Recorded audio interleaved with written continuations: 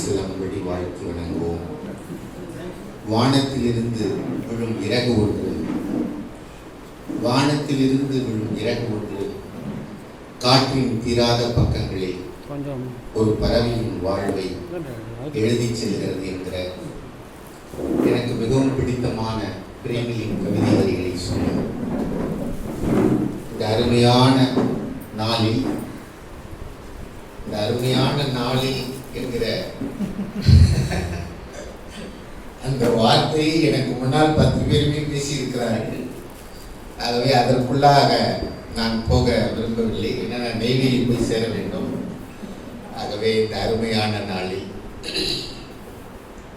ஒரு அருமையான பட்டிமன்ற நிகழ்வு, அது மட்டுமல்ல ஒரு தமிழ் கலை பண்பாட்டு இலக்கிய விழாவை அது இன்றைக்கெல்லாம் இப்படி நிகழும் என்று என் அருமை நண்பர் குமார் அவர்கள் நினைத்திருக்க மாட்டார். அவருக்கு பாராட்டுகள்.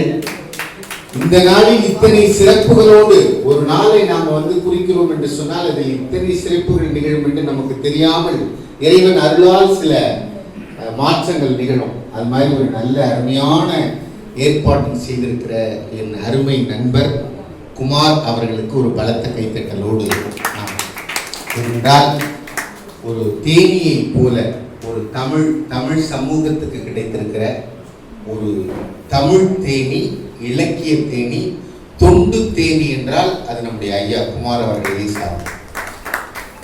எல்லா இடங்களிலும் நமக்கு முன்னால் பேசிய பெருமக்கள் சொன்னதை போல எல்லா இடங்களிலும் எந்த விதமான எதிர்பார்ப்பும் இல்லாமல் இயங்கிக் கொண்டே இருக்கிற ஒரு அருமையான மனிதர் என் அருமை நண்பர் ஐயா குமார் அவர்கள். அவர்களுக்கு எனது பணிவான வணக்கத்தையும் பாராட்டுகளையும் சொல்லி மேடையில் இருந்த அனைத்து பெருமக்களுக்கும் வணக்கத்தை சொல்லி, குறிப்பாக இலங்கையில் இருந்து வந்திருக்கிறார் அவருக்கு ஒரு பலத்த கைதல் அருமை ஐயா தங்கன் அவர்கள். அங்கிருந்து இங்கு வந்து எவ்வளோ அழகா செய்திகள் அவர் சொன்னார். ரொம்ப கூர்மையாக அவர் பேசினார். நம்முடைய ஐயா கருணாகரன் அவர்கள் வள்ளல் தன்மையோடு ஈகை வார்த்தை ஈகை அப்படிங்கிற அந்த வார்த்தையை சொல்லுகிற போது எனக்கு ரொம்ப, ஏனால் நாம் திருக்குறளை மிக நேசிக்கிற ஒரு மனிதன், திருக்குறளை பரப்பி கொண்டிருக்கிற ஒரு மனிதன் நான். உலகம் முழுக்க பேசிக்கொண்டே இருக்கிறேன், திருக்குறளை வாசித்துக் கொண்டே இருக்கிறேன், சுவாசித்துக் கொண்டே இருக்கிறேன். எனது தாய் தொலைக்காட்சியில் நீங்கள் போய் பார்க்கலாம். திருக்குறளின் ஒவ்வொரு அதிகாரத்துக்கும் ஒரு கவிதை சொல்லியிருக்கிறேன். அதில் ஈகை என்பது ரொம்ப நமக்கு பிடித்தமானது. ஐயா கருணாகரன் அவர்கள் மற்றும் நம் நண்பர்கள் ரொம்ப அழகாக பேசியிருக்கிற நண்பர்கள் எல்லோருக்கும் எனது பணிவான வணக்கத்தை சொல்லி இந்த அருமையான பட்டிமன்றத்தை தொடங்குகிறேன். நேரம் கருதி நம்ம ரொம்ப சுருக்கமாக, ஏன்னால் பல இடங்களிலிருந்து பலர் வந்திருக்கிறார்கள். ஆகவே ஒவ்வொருவரும் ஒரு 7 நிமிடம் 8 நிமிடம் பேசி 7 நிமிடம் அப்படி பேசி சுருக்கமாக நாம் நிறைவு செய்யலாம். நேரம் மிக சரியாக சந்தியாவந்தனம் நேரத்தில் சரியாக நாம் தொடங்குவோம். மிகுந்த மகிழ்வு. ஒரு அருமையான தலைப்பு. அப்புறம் அரங்கம் நிறைய இருக்கிற உங்கள் எல்லோரையும் பணிவோடு வணங்குகிறேன். வணங்கி நல்ல ஒரு தலைப்பு. இன்றைய சூழலில் தமிழர் பண்பாடு என்பது வளர்கிறதா தெரிகிறதா என்கிற, மிக முக்கியமாக எல்லோருமே எனக்கு முன்னால் பேசி ஏறத்தாழ பலரும் அவர்களே ஒரு தீர்ப்பு சொல்லுகிற மனநிலையில் ஐயா நீங்க இதுதான் சொல்லணும் இல்லையா அப்படிலாம் சொல்லி, பொதுவாக பேச்சாளர்கள் தான் அப்படி மிரட்டுவாங்க நடுவர்களை. ஆனால் இவர்களே நமக்கு முன்னால் பேசியவர்களே பேசியது மகிழ்வாக இருக்கிறது.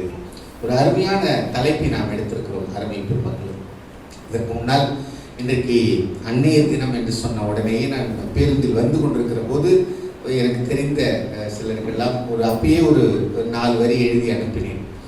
குலசாமி கோவிலுக்கு போக தேவையில்லை, குலசாமி கோவிலுக்கு போக தேவையில்லை, நான் நன்றாக இருக்க வேண்டும் என்று எல்லா சாமிகளிடமும் எப்போதும் வேண்டியபடி இருக்கிற என் அம்மாவே என் குலசாமி என்று ஒரு கவிதை அது பேருந்தில் வந்து கொண்டிருக்கும் போது அப்படியே எழுதி எல்லாருக்கும் அனுப்பினேன். ஆகவே நம் ஒவ்வொரு வீடுகளுக்குள்ளும் இருக்கிற குலசாமியாக இருக்கிற நம் அம்மாக்களை, நம் சகோதரிகளை நாம் வணங்குவோம்.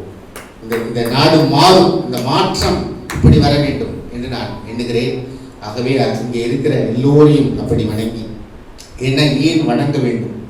ஒரு பண்பாடு என்பது என்ன? ஒரு ஞானியாக துறவியாக இருந்தாலும் கூட அவனுக்கு என்ன பண்பாடு இருக்கிறது என்று நம் தமிழ் சொல்லுகிறது. பேய்போல் திரிந்து பிணம்போல் கிடந்து ஊரிட்ட பிச்சையெல்லாம் நாய்போல் அறிந்து நரிபோல் உணர்ந்து நன் மங்கையரை தாய் போல் கருதி செய்போல் இருப்பர் கண்டீர் உண்மை ஞானம் தெளிந்தவர் என்கிறான்.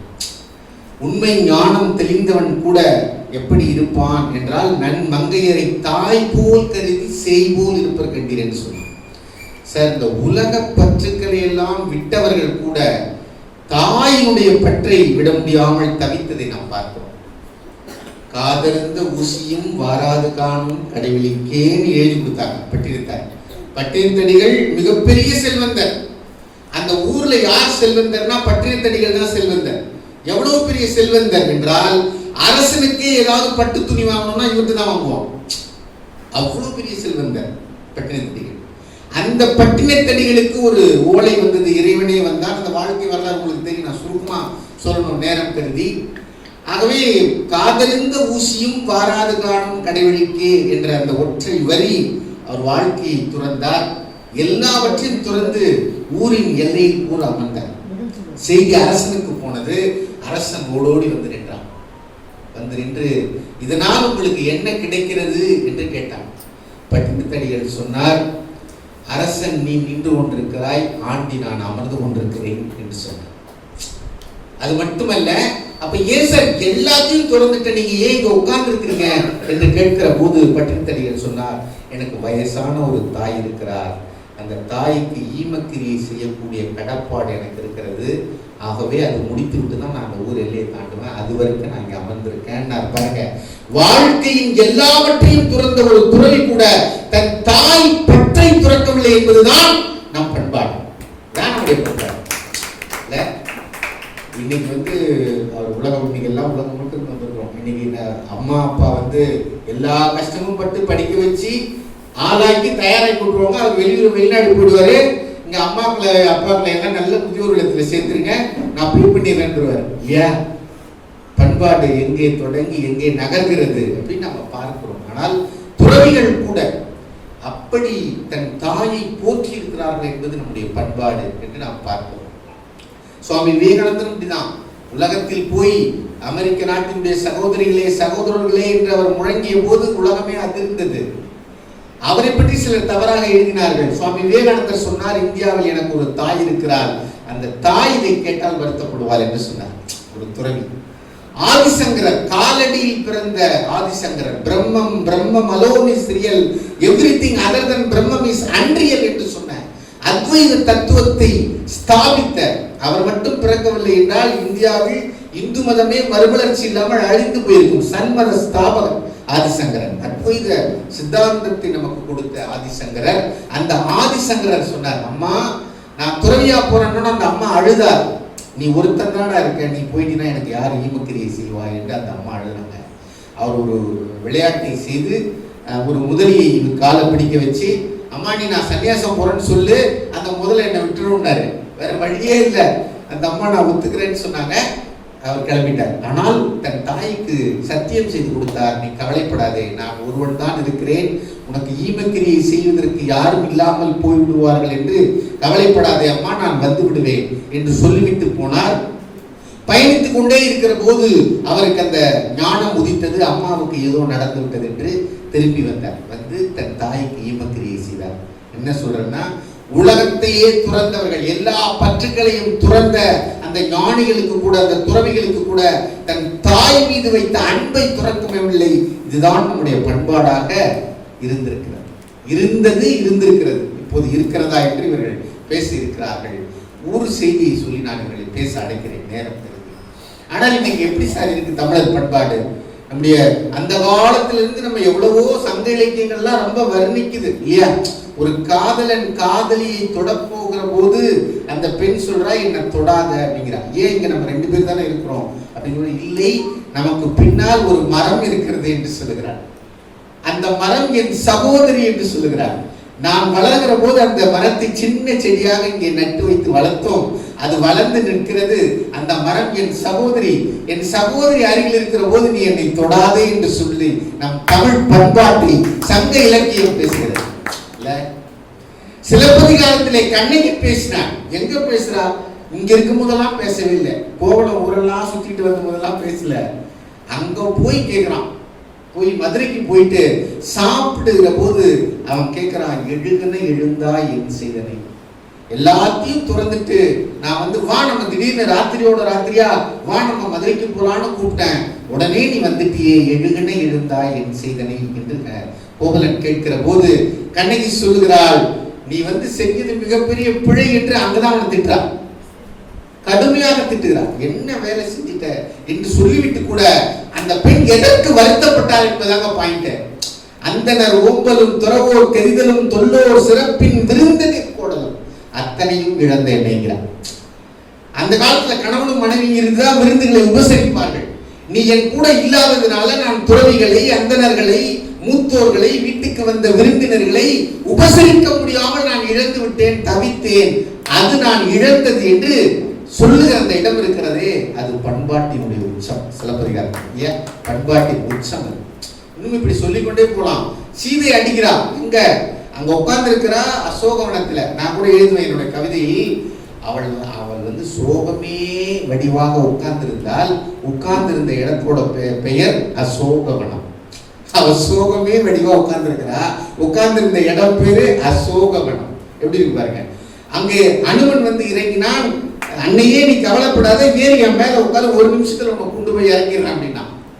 அவள் சொன்னால், இந்த ஆலிசூர் இலங்கையை என் சொல் ஒன்றினால் சொல்லுவேன். நான் நினைச்சேன்னா ஒரு வார்த்தை போதும், தெய்வம் தடால் குழால் கொடுங்கன் தொழுதிடுவாள் பெய்யன பெய்யும் மழை என்று அவன் பேசுவது வேறு.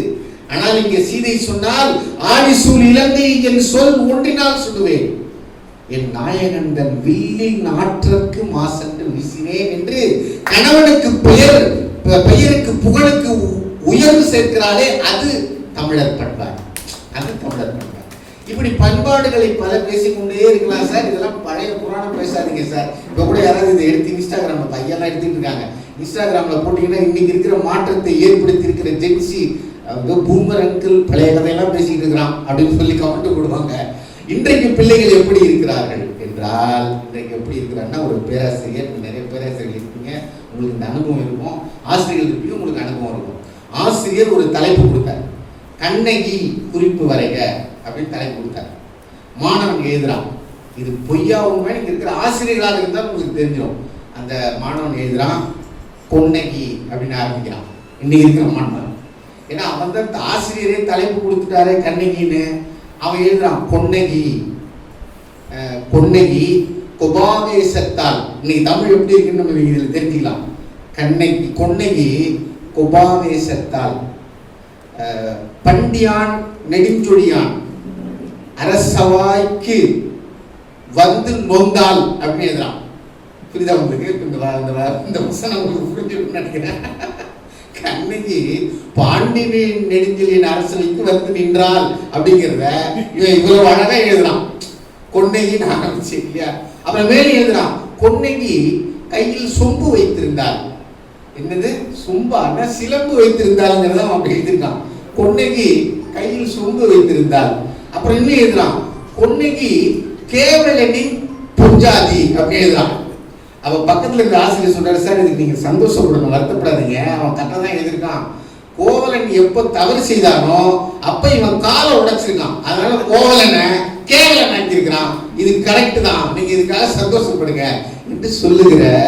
அப்புறம் ஏன் சார் இந்த பாண்டியன் நெடுஞ்செழியன் ஏன் சார் பண்டியான் நெடுஞ்செழியன் ஆக்கினான்னா, அவன் தவறான தீர்ப்பு கொடுத்தான்ல, அதனால அவனை தண்டிச்சிருக்கிறான். இவ்வளவுதான் இன்னைக்கு இருக்கிற இளைஞருடைய தமிழ் பாராட்டுங்கள் என்று பேராசிரியர் சொல்லுகிற நிலைமையில இது உண்மையா பொய்யா? இன்னைக்கு இருக்கிற தமிழை எழுதுகிற பிள்ளைகள் இவ்வளவு கஷ்டப்பட்டு எழுதுறாங்க. பேராசிரியர் ஞானசம்பந்தன் அவருடைய வாழ்க்கையில நடந்தே சொல்றார், நான் ஒரு தமிழ் திருமணம் நடத்தி வைக்க போனேன், பிள்ளைகள் எல்லாம் தமிழ்நாட்டில் பிறந்த பிள்ளைகள் தான் வெளிநாட்டுக்கு வேலைக்கு போயிடுச்சு. அவர்கள் உறுதிமொழி இருக்கணும், கணவன் மனைவி உறுதிமொழி இருக்கணும். அந்த உறுதிமொழி இருக்குன்னு கொடுத்தா அவங்க ரெண்டு பேரும் ஒருத்தர் பார்த்து முழிக்கிறாங்க. ஏன்னு கேட்டா தமிழை அவர்களுக்கு படிக்க தெரியவில்லைங்கிறாங்க. அப்ப அதை இங்கிலீஷ்ல நீங்க தங்கிலீஷ்ல எழுதி கொடுத்தாதான் படிக்க தெரியும் உறுதிமொழியவே. முடிக்கிறாங்க, சரி வேற வழியில டைம் வேற ஆகிட்டே இருக்குன்னு சொல்லிட்டு அதை கொடுங்க, நானே உறுதிமொழி, இந்த மணமகனை நான் திருமணம் செய்து கொள்ள ஒத்துக்கொள்கிறேன், நானே உறுதிமொழி செஞ்சு கல்யாணம் பண்ணி அவங்க பண்ணாங்க, உறுதிமொழி நான் எடுத்துக்கிட்டேன்ற.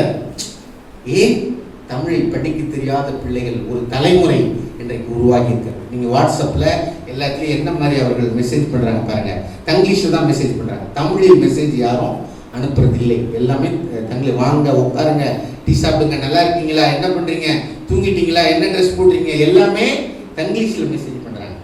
அப்போ தமிழ் இன்றைக்கு இப்படி இருக்கிறதே இது என்ன நோக்கி போய் கொண்டிருக்கிறது?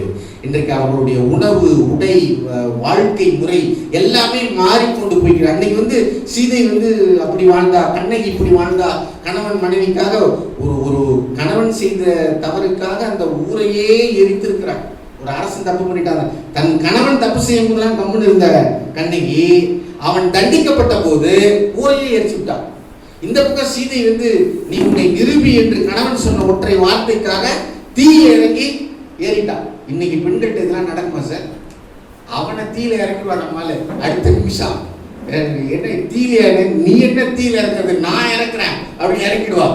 ஒரு இதுல கூட விளையாட்டா சொல்லுவாங்க, நீதிமன்றத்துல அந்த நீதிபதி கேட்கிறார், என்னம்மா உங்க கணவர் விஷம் குடிச்சுதான் தற்கொலை பண்ணிக்கிட்டாரா?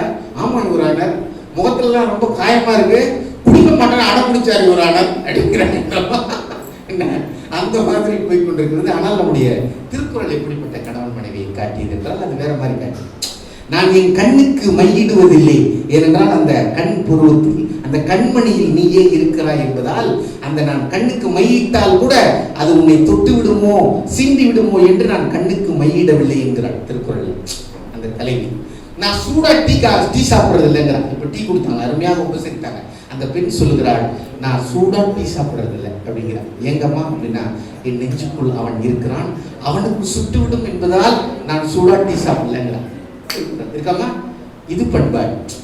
கணவன் மனைவிட்ட கோயில்ல போய் இன்னைக்கெல்லாம் இதை சொல்லி நான் அழைச்சிடுறேன், டைம் ஆகுது, நம்ம வேறொரு நேரத்தில் நம்ம நீண்ட பேசலாம், சுருக்கமாக பேசலாம். கோயிலுக்கு போறாங்க கணவன் மனைவி, சாமியை கும்பிடுறாங்க. உடனே என்ன வேண்டிக்கிட்டீங்க அப்படின்னு ரெண்டு பேரும் பரிமாறிக்கிற போது இவள் சொன்னால், 7 பிறவிக்கும் நீங்களே எனக்கு கணவனா வர வேண்டும்னு வேண்டிக்கிட்டேன் அப்படிங்கிறா. அம்மா நீங்க என்ன வேண்டிக்கிட்டீங்க? உடனே அவன் சொல்றான், எனக்கு அடுத்த பிறவியே இருக்கக்கூடாது என்று வேண்டிக் கொண்டேன் அப்படின்னு அவன் சொல்றான். என்று நாம் நகைச்சுவையாக சொன்னால் வள்ளுவன் இதை அழகா சொல்றான். வள்ளுவன் அழகா சொல்றான், இற்றை பிறவியில் பிரியலை என்றேனா, இற்றை பிறவியில் பிரியலம் என்றேனா கண்ணீரை நீர் கொண்டனல் அப்படின்னு எழுதலாம். என்ன சார் அர்த்தம் அப்படின்னு கேட்டா, 2 பேரும் கணவனும் மனைவியும் பேசி கொண்டிருக்கிற போது அவ கேட்கிறா, அவன் சொல்றான் இந்த பிறவியில நான் உன்னை விட்டு பிரியவே மாட்டோமா அப்படின்னு சொல்றான். இந்த பிறவியில நாம் என்ன இந்த உயிர் உள்ளவரை நாம் இணைந்து வாழ்வோங்கிறோம். இன்னைக்கு வாழ்க்கை முறையில இதெல்லாம் சாத்தியமானு தெரியல. இன்னைக்கு என்னைக்கு யூசன் த்ரோ கப்பு வந்ததோ, என்னைக்கு பேனாவை நாம் எழுதி விட்டு தூக்கி போடுகிற நிலைக்கு வந்தோமோ, அப்படி இன்னைக்கு வாழ்க்கை முறையும் மாறி இருக்கிறது. இதுதான் பிரச்சனை. பண்பாடு எங்க இடிக்குது அப்படின்னா, எப்போ நாம இதெல்லாம் பழக ஆரம்பிச்சோமோ, உணவு, உடை, பேச்சு, கலாச்சாரம், வாழ்க்கை முறை இதெல்லாம் முக்கியமா சார்? குளோபலைசேஷன்ல என்ன சார் இதெல்லாம் பழைய பூமர் மாதிரி இருக்கீங்கன்னா, இதெல்லாம் நம் வாழ்க்கையை, பண்பாட்டை, வாழ்க்கை முறையை இடிக்குது. எப்போ யூசன் த்ரோ நமக்கு வந்ததோ, இன்னைக்கு திருமணமும் யூசன் த்ரோவா போயிடுச்சு. பிடிச்சா வாழ்வோம், பிடிக்கலாம் தூக்கி போட்டு மாத்தி போட்டு போயிட்டே என்கிற தலைமுறை இன்றைக்கு வாழ்ந்து கொண்டிருக்கிறது. திருக்குறளை பத்தி விளக்கமாக பேசலாம் என்று சொல்லி, அப்போ இப்படி இருக்கிற ஒரு காலகட்டத்தில் அவன் சொல்றான், இந்த பிறவியில் என் உயிர் உள்ள வரை உன்னை நான் பிரிய மாட்டேன் அப்படின்னு சொல்லி அவ கையை இறுக்கமாக பிடிக்கிறான். அவள் தடுக்கிறான், கோச்சிக்கிறான், அழுகுறான். என்னடா நான் பிரியவே மாட்டேன்னு சொல்லும் போது நீ அழுகிறேயே என்று சொல்லுகிற போது அவள் சொல்றா, அப்பனா அடுத்த பிறவியில என்ன பிரிஞ்சிருவீங்களான்னு கேட்கிறான். இற்றை பிறவியில் பிரியலே என்றேனா கண்ணீரை நீர் கொண்டனல்கிறான். இதெல்லாம் நம்முடைய பண்பாடு, நம்முடைய அன்பு, நேசிப்பு, கலாச்சாரம். எது அன்பு? இன்னைக்கு அன்புன்னு பேசுறோம். என்ன அன்பு? அன்புனா என்ன என்று கேட்கிற போது எங்கள் சைவ திருமுறையின் 10ஆம் திருமுறையை எழுதிய திருமூலர் சொன்னார், அன்பே சிவம் என்று சொன்னார். கடவுளே அன்பு தாண்டா என்று சொன்னார். அன்பு சிவம் இரண்டென்பர் அறிவிலார், அன்பே சிவமாவது ஆறும் அறிகிறார், அன்பே சிவமாவது ஆறும் அறிந்த பின் அன்பே சிவமாய் அமர்ந்திருந்தார் என்கிறார். அன்புதான் கடவுள், அன்புதான் வாழ்க்கை, அன்புதான் எல்லாமே என்று சொன்னார். அதுதான் பண்பாடு, அதுதான் நம்முடைய வாழ்க்கை முறை. இன்றைக்கு அந்த அன்பு இருக்கிறதா? கணவன் மனைவிக்குள் அன்பு இருக்கிறதா? அப்பா அம்மா, பெற்றோர், குழந்தைகளுக்கு இடையில அன்பு இருக்கிறதா? முன்பின் தெரியாத மனிதர்கள் ஒருத்தன் பசித்திருந்தான்னா அவனுக்கு உணவு படைக்கிற அந்த அன்பு இருக்கிறதா? ஒருத்தன் ஆக்சிடென்ட் ஆயிட்டோம்னா அங்க போய் ஒரு செல்ஃபி எடுத்து முகநூல்ல போட்டு லைக் கேட்கிற, அல்லது அங்க போய் இன்ஸ்டாகிராம்ல பதிவிடுகிற ஒரு பண்பாடோடு இந்த தலைமுறை இருக்கிறது. இது அன்பா? இது பண்பாடா? இப்படி நிறைய இவர்கள் பேச இருக்கிறார்கள் என்று சொல்லி என் தொடக்க உரையை நிறைவு செய்கிறேன். நன்றி, வணக்கம்.